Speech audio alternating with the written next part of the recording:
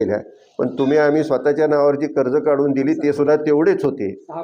ते म्हणजे जवळपास किती कोटी घातले, 9 कोटी रुपये आम्ही त्या ठिकाणी स्वबळावरती त्या ठिकाणी घातले.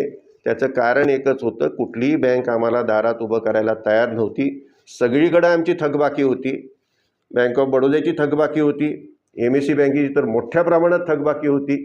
जवळपास 42 कोटीची थकबाकी होती. आणि हे सर्व आपण एक एक करत ते मिटवत आणलं आणि त्या ठिकाणी आम्ही टाकून पैसे ती डिस्टिलरी पहिल्यांदा चालू केली. त्याचं उत्पन्न यायला सुरू झालं. कारखाना चालू केला, पण अडचणी ह्या येतच राहिल्या. आम्ही साखर तयार केलेली प्रॉव्हिडंट फंड घेऊन जायचं, ते सेल टाकायचे. ह्या सर्व अडचणी येत असल्यामुळं शेवटी हा चालवायला द्यायचा निर्णय केला.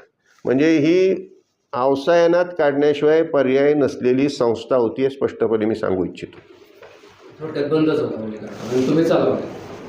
आम्ही काही करून तो चालवला, काही करून चालवलाय तो.